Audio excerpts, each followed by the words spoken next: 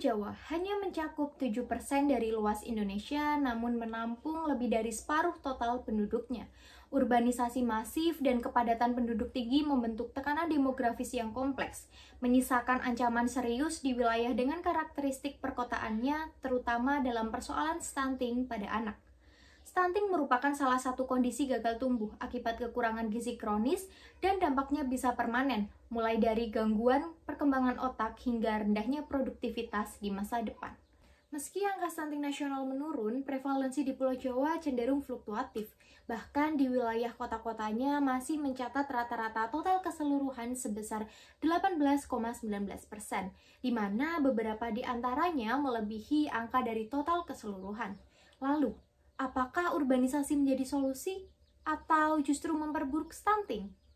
Penelitian ini menganalisis pengaruh urbanisasi yang diukur melalui kepadatan penduduk terhadap stunting di Kabupaten dan Kota Pulau Jawa tahun 2022 dan 2024. Penelitian ini juga melihat dari pengaruh faktor lain yaitu jumlah penduduk miskin, PDRB per kapita, rata-rata lama sekolah perempuan, perempuan sebagai tenaga kerja profesional, dan akses sanitasi layak dengan menggunakan metode regresi semi-parametrik Splint Translated. Hasil menunjukkan kondisi yang menarik, bahwasanya urbanisasi berpengaruh negatif signifikan terhadap stunting. Artinya, semakin tinggi kepadatan penduduk, maka semakin rendah angka stunting, tetapi dengan tingkat kepadatan penduduk tertentu. Pada tahun 2022, pengaruh optimal berada pada tingkat kepadatan 782, 1151, dan 3683 jiwa per kilometer persegi. Sementara pada tahun 2024, pengaruh optimal berada pada tingkat kepadatan 1147 jiwa per kilometer persegi. Temuan ini menunjukkan adanya ambang kepadatan penduduk optimal, di mana urbanisasi mulai memberikan dampak positif terhadap penurunan stunting. Wilayah dengan kepadatan terlalu rendah ataupun terlalu tinggi tanpa pengelolaan yang baik akan berisiko menghadapi tantangan stunting yang lebih kompleks.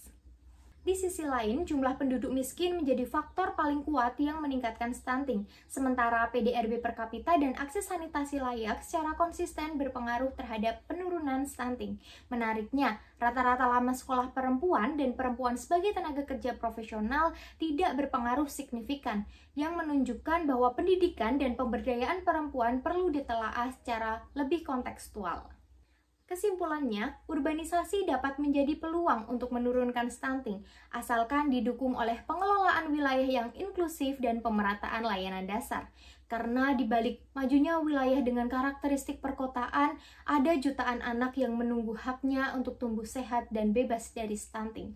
Saya, Anandia Aliani Putri, dan inilah upaya akademis untuk memberikan gambaran dalam penanggulangan stunting di Indonesia. Terima kasih.